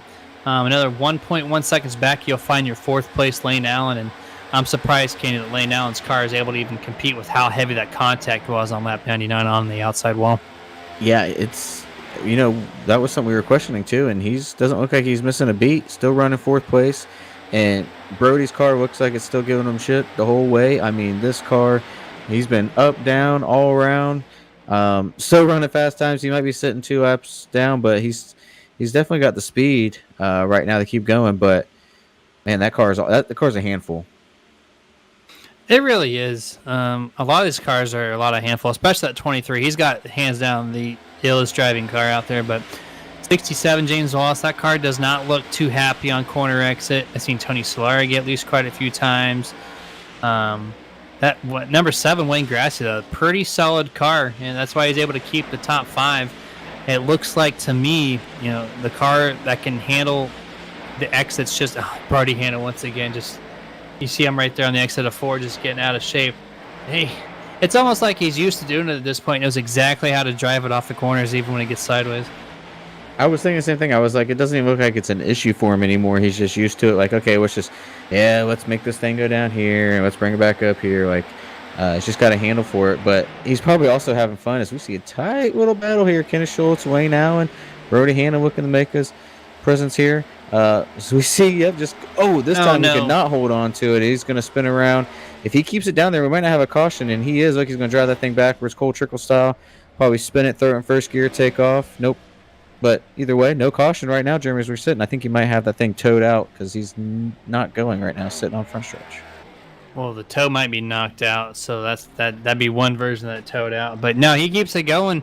Yeah. Long stop there. Surprised the caution did not come out. I know there's a lot of asphalt below the racing surface, which probably is why iRacing decided to keep it green flag all the way through. But I was getting curious when they were coming to that turn 3 and 4, almost 3 wide. They're really bunched up there. I was hoping and praying he wouldn't get loose and spin out, but he did, and thankfully, though, he didn't collect anybody with him. But that was a really hard shot there. Does he get loose once again, entering 3, trying to get into pit road? Let's see if he can make that stop this time. And, he missed it.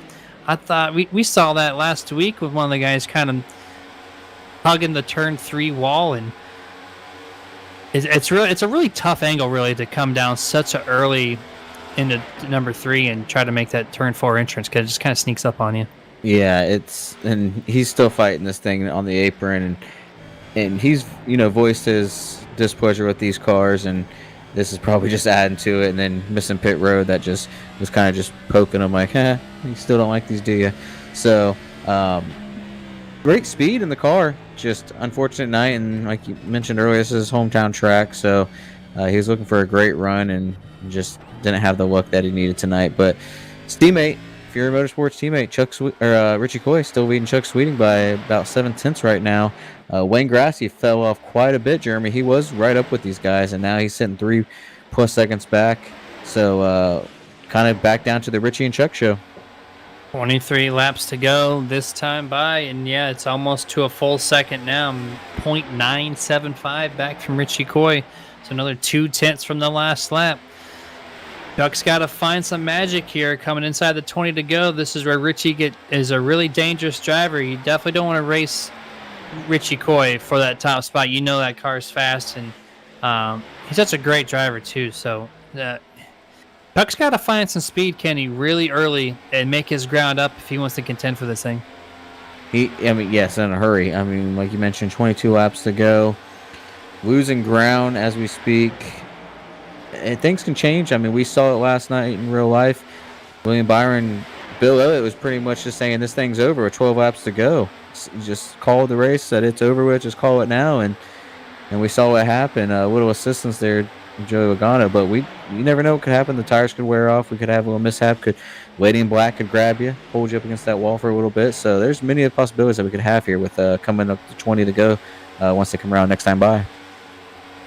That time around, actually, with 21 to go, Chuck did finally find some speed. He found 1/10 faster than Richie. Let's see if he can kind of mimic that there. I see on your screen Wayne Grassi in that number 7. Shortly behind the 75. If there's any issues, he's going to be picking that up. No problem at all. Going back to Chuck Sweeting here, exit turn number 4. It looks like visually he gained a little bit of time. Let's see if that is true. He did. Another 10th there, so back underneath 1 second of Richie Coy. So if he does 1/10 a lap, that's about 10 laps or so. He'll be there. And let's see if he can keep this pace up. And he just sat in there, found his groove, just found that spot. And, we mentioned it earlier when Chuck Sweeting had the open air there, he was kind of able to just pick up some ground. And then when he had some lap traffic that he had to go through or anything like that, we saw that he would lose some speed. So right now we got a car up there in front of Richie, but they're a ways away. So this is going to give them that, fresh air that they need. And looks like Chuck pushed it up a little bit high, had to lift a little bit more than he wanted to, and couldn't get the run off of 2. Still looks like he gained a little bit on Richie there, but as we saw last run, Jeremy, Richie was better in 3 and 4, with Chuck being better in 1 and 2. So we'll see where this run kind of gets us. Follow your tower there on the right-hand side of your screen. It's about 0.8 right now on that tower, so equal times this time around. 0.8 back still of Richie Coy.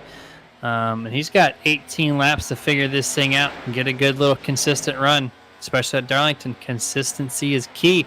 You got to hit your marks every single time. And it looks like Chuck got a little too much out of that turn 2. Had to kind of shove it away from the wall a little bit. Might have scrubbed some time, really. It looks like Richie Coy is just right now his car looks solid. I don't see any motion in that car other than fast. It looks like he's going to gain a little bit of time this time around, which he does, back to 0.9 ahead with 17 to go. And just smooth on the wheel. You know, you don't see him go back and forth. Drives that thing in there, drifts it right up to that wall, just brings it up and about coming off the run, right back down, just keeping the smooth, consistent wheel. And he's been doing that all race, as we see here on their TV. Just going to drive it in there, drift it right up, kind of keep her up on that wall, and just bring it down a little bit to get that great run off. So, you know, we mentioned it, I think, in the trucks. You said the incident report, the guys that were kind of leading the way had the lowest incidents, and that's kind of what Richie's been doing most of the season, just been keeping it nice and clean, smooth, clean racing, and it's paying off. Yeah, no, it really has. He hasn't really got that much yet. Typically, the people who have the least amount of incidents is running up front. And the top two people that have made all 11 races with the fewest incident points, would you imagine if it's Chuck Sweeting and Richie Coy? Wouldn't be surprised. Oh, that answer is true. So these guys know how to keep this thing clean. And at Darlington, when that's a vital situation there, this is why they are 1 and 2. Their cars are pristine other than dirt that's collected on the nose of these things. But 15 laps, almost 14 to go. And Chuck found a little more momentum. He's back to 0.8 on the boards here. Let's see if we can get a good run off the exit of 4. Looks like he matches them a little bit there. Running still 8/10 out. Just might gain a 10th or half a 10th there and then lose it back. You know, either way, it's like there's a little bit of give, a little bit of take. Not much ground gain, so both drivers, Richie and Chuck, waiting to see what the other one does, see if there's going to be a mishap, because that's all they need for one to either pounce or one to take off. So any mishap you see like that, and the other one's going to take full advantage of it. We don't have much time left, coming 13 laps to go. It's going to give us not much time here for Chuck, as he lost some more time there, Jeremy. Looks like he lost about another 0.2 on that last lap. Yeah, you saw on your screen that he got a little loose off of turn number 4. It probably kicked him that 10th or 2 that he lost right there. But I think at this point, if Chuck hasn't done so already, I would actually just turn off your relative tab, your F3, F2, just leave it blank, and just kind of hit your marks. Don't focus on your times. Let those happen when you hit your marks. And he gained 0.2 that time by again. So, like you said, a little bit of give and take on the scoreboard here. But he needs to find that consistency and keep it going, or else he's going to find himself in second place this time. But he's actually made a little bit of a charge there that time around through 1 and 2. And there's no one behind him either to put pressure on, so he doesn't have to look in the mirror, see if he's got anybody coming up on him. He's got no one at all inside of that rear view, so it's just look forward, like you said, cut the time off, don't even look at your dash, and just look out that front window and see if you can get that yellow DeWalt car just to creep in a little closer and closer. As we see he gained it. What he gained last lap, he just lost it the lap after. So it's just every single lap he'll either gain some or lose some, and he just needs to keep on that gaining process, or Richie kind of finds another groove there too. So it's going back and forth, but still keeping about a second difference too. Like the first half of this, the first green flag run, Richie is just so strong in 3 and 4. Chuck's a little better in 1 and 2, but he's actually losing a lot of ground now in 3 and 4. So that's where the key difference is between these guys. And right now, Chuck looking a little tighter in the center. I know he's on the edge of being loose on exit, but in the center of the corners, that car just doesn't look like it's rotating as well. And I think that's where Richie's picking up his speed, especially in 3 and 4, because that corner is tighter. It's a slower corner than 1 and 2, and your car really needs to rotate 3 and 4 to have a great launch off and get that straightaway speed. And as you can see, he's starting to pull a little bit on Chuck, so he's starting to fill it in. And looking here on Nerd TV, we see Wayne Grassley's still sitting in that third position. James Walsh trying to run him down. He's sitting about a second and a half back of Wayne. Wayne's got a couple of lap cars around him right now that he's trying to stay in front of or get by. As you see Tony Solari there getting in front of him, and he's like, I'm trying to keep this top 3. Please go on by me here. So Tony falls back in line and didn't slow up Wayne there on that one. So that was a good little mishap there. Got lucky on that one. But Richie Coy, Jeremy, he's doing the same thing Bobby did. He comes into as a points leader. Gonna look as far as if the last 8 laps play out, win the race, and also win the championship before he even gets to Kansas. Yeah, as we still right on board, or not on board, but camera facing Mr. Josh Johnson there, just outside your top 5. Yeah, I'm gonna have to agree with you. Isn't it kind of weird, by the way, even in real life too, when it comes down to the playoff closures, it doesn't matter what track they're at. It always seems like the guys that are in the top of the boards are typically up there first, second, and third place, and points are also running first, second, and third on the racing surface. So, um, it almost doesn't surprise me anymore. I see it so many times, but it's just awkwardly or weirdly convenient that you see that kind of thing. And yeah, Richie's obviously one of the guys who you find up front with Chuck Sweeting, but especially down to the closing few races of each season, like you just see it more and more all of a sudden that the guys up in the top 5 are showing their faces. Even more so with the format that they have. I know last year they ran the playoff format and kind of switched it back up to go into the 3 shortened seasons and just kind of all out points. But you see it more so like in real life as far as they start ticking down on the rounds. They're getting, the drivers that are finishing in the top 5 are the drivers that are typically in top 5 in points. And I kind of like that aspect of it. You might have one that sneaks in every now and then or consistent and then, pulls off a win like Daniel Hemrick did last year. But it's great to see kind of who the contenders are throughout the season and carry it on throughout the playoffs, just as you mentioned. And we're coming up here, Jeremy. We got about Chad Lang laps to go here. So a couple more times around, and Richie Coy will be looking at it, that championship. Nice play there on the numbers. And yeah, gap 2.2 seconds separates first and second place now. And this thing is all but over. Richie just has to hit his marks 4 more times around each of these corners, and he's going to find himself in victory lane holding 2 trophies. Let's see if he can gets that job done here. Of course, super dangerous driver on these late runs, and don't expect anything different. So Chuck getting really loose there on the exit of 4 as well. Almost ending a great run. Good save by him. Keeps it going, but he's got 10 seconds between him and Wayne in 3rd place. So at this point, like, you just make sure the car finishes in 2nd place, because that's basically where we're going to end up here. So just keep that thing clean, hit your marks for a couple more times, and you should be good to go, man. Yeah, I think that's when the crew chief comes over and says, "Hey, let's just bag it down here. We got 2nd place locked up. You don't want to make any mistakes." And that's a much cleaner corner that he just had there coming off of 4 with 2 laps to go. So I think he's going to just ride out and lost a lot of ground on that lap, which is totally fine. No reason to push it, as you mentioned. Take 2nd place. Really going to have, looks like 6 that's going to finish here on the lead lap. And Richie Coy just all alone here. Jeremy, he's coming around. He's going to take the white flag here as soon as he comes out of 4. Yeah, we're going to give the spotlight to the 19, driving a throwback to his dad, Mr. Johnny Coy, in that classic DeWalt bright yellow and black colors here.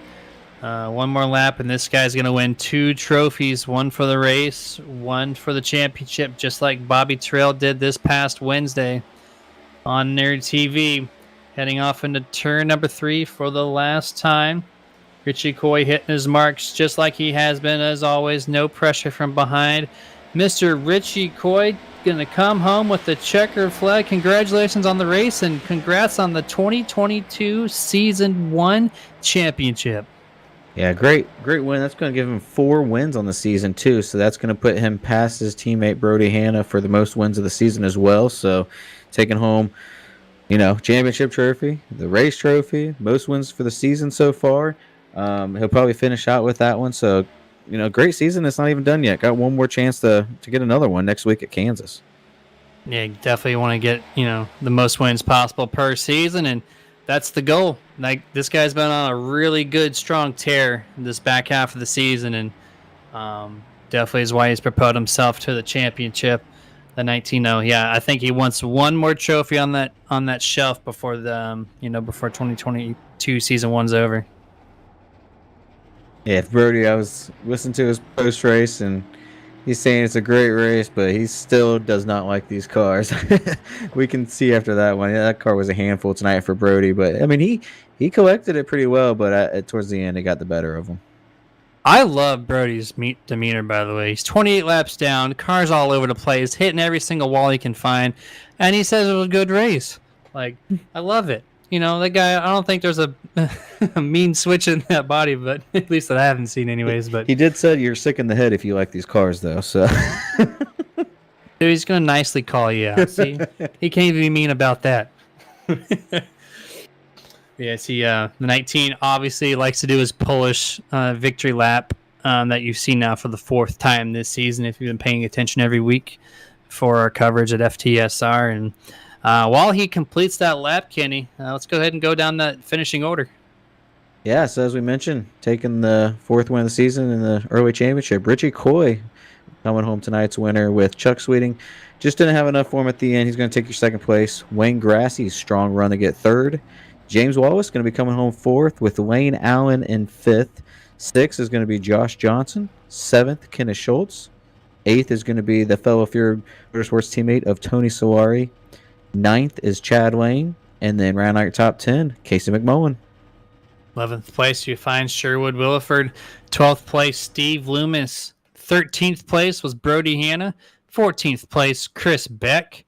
15th place, Stephen Lou Allen, who had a great first part of the run here and just car got destroyed early on and was unable to recover. 16th place, Tommy Brandon. 17th place, Brian Dublé. 18th, Brandon Elder. And to round out tonight's field in 19th place, Brian Bliss, who had those mechanical issues early on and was never able to get that thing fully repaired, as he only turned a total of 1 completed lap. Yeah, that's not the way he wanted, especially after being out a couple times. But I think that's going to bring us over to the Martin Sports post-race show, Jeremy, where we're going to see if we can get some of these drivers up in the booth and have a conversation with them, especially, our championship winner, Richie Coy. Absolutely. Let's go ahead and do that. Let's see if we can get Mr. Wayne Grassie in here. Tonight's podium finisher in 3rd place. Mr. Wayne, do you have a copy? Yeah, you copy me? Yes, sir. We hear you loud and clear. Congratulations on the 3rd place finish, man. The race was pretty clean for the most part to the mid-race part of it, and you're able to escape the wrecks and able to keep that thing clean. I don't think I saw any damage on your Chevrolet Pennzoil at all. So congratulations on the 3rd place and keeping that car clean. How did you able to get this thing into the podium? Well, I pretty much had to concentrate on a 0X tonight because I figured that was the only way I was going to get up front. So I was real careful, and it paid off. Yeah, definitely it was a nice run, and we mentioned that earlier. Keep it clean, and it's going to reward you with a great finish and nice podium 3rd place finish, and that's going to put you really close to Ryan on points here. He missed the race, so that's going to squeeze the gap there on that second place in the points. So looking at Kansas, how do you feel about your car looking forward to Kansas next week? Well, I've had success there, but really running the high line isn't my thing. So I'm looking forward to it, but I prefer the low line. Well, hopefully you find some grip there at Kansas next week to make that low line happen.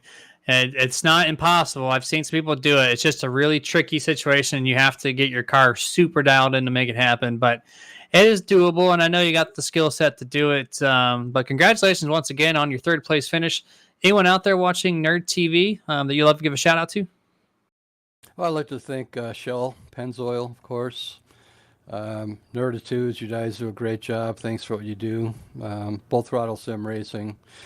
Fantastic league, the best league out there. Really, really loving racing here with these guys. Tonight was such a clean race. Everybody gave room. It just was amazing. So just glad to finish 3rd and looking forward to Kansas. We are as well. Once again, congratulations. Go ahead and celebrate with whoever you need to celebrate with, and have a good rest of your night, man. Hey, you pronounced my name Grassi, by the way. I've been saying this wrong this entire time.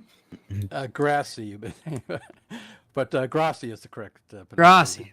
Appreciate that. Yes, I will definitely call it correctly from this point forward. Appreciate that. Yeah, I had to get in the top 3 to tell you that. So, I mean, this is true. All right, man. It is Grassi from this point forward. I promise. All right, man. Go ahead and enjoy the rest of your night. All right. Thanks a lot. You got it. And that was the number 7 of Wayne Grassi, as I now will pronounce that at this point forward. Does not look like Chuck Sweeting is in the chat. I scanned it. I did not see him.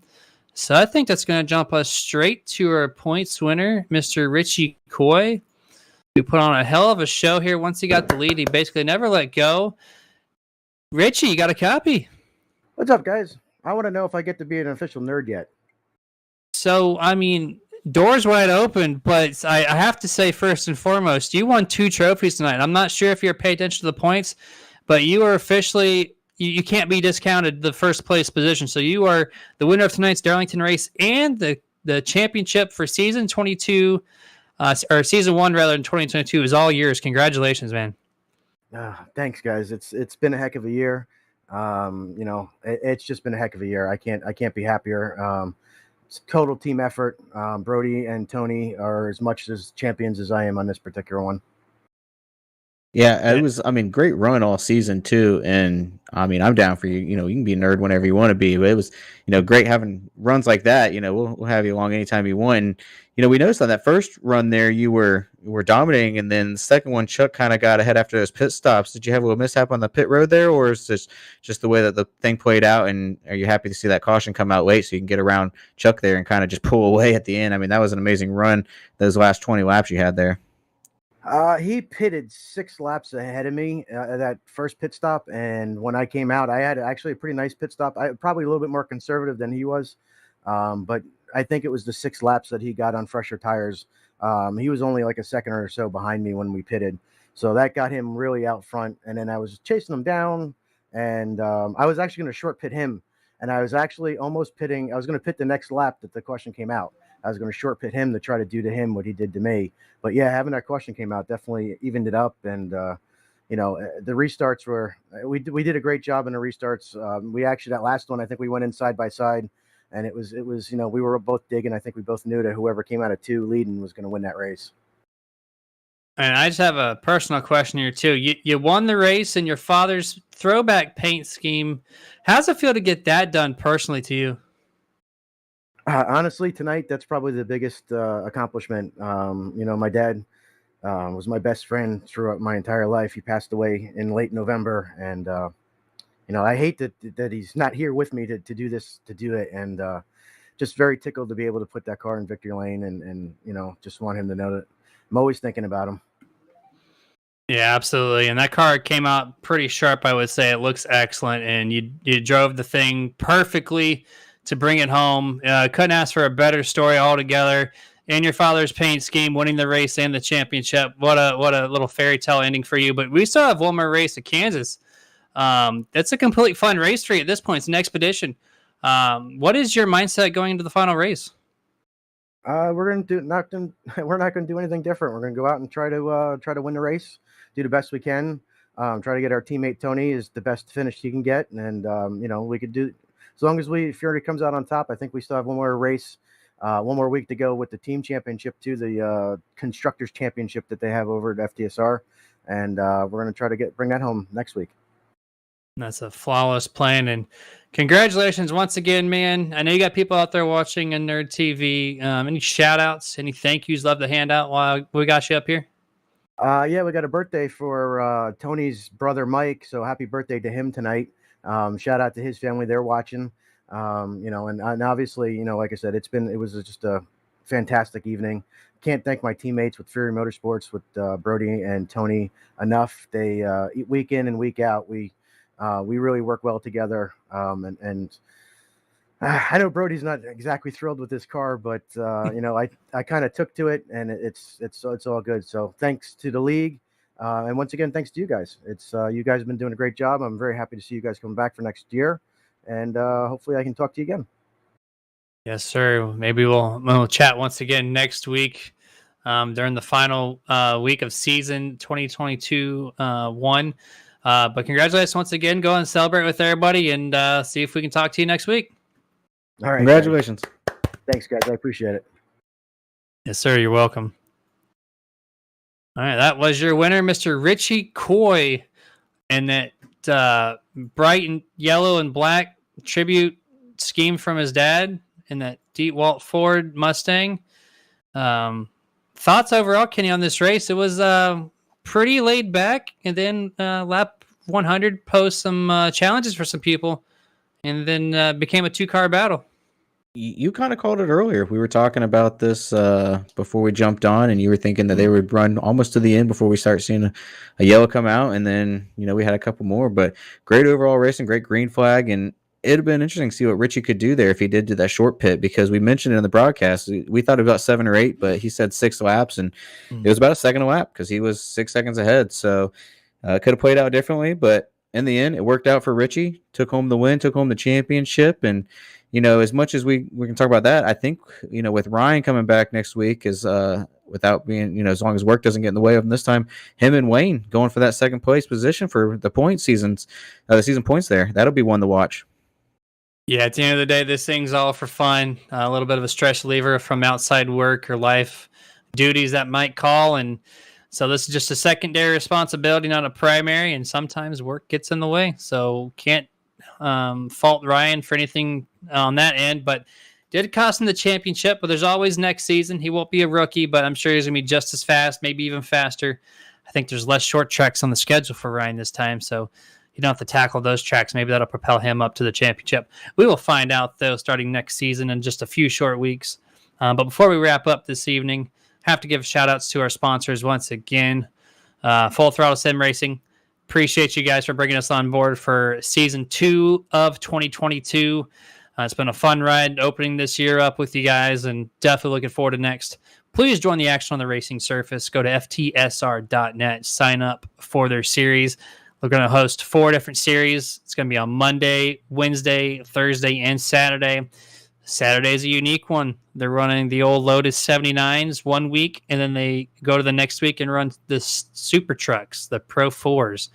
So kind of an interesting combination.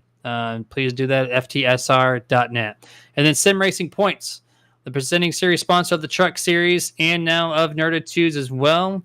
Head over to simracingpoints.com and check out their price plans on their awesome software that kind of helps your website.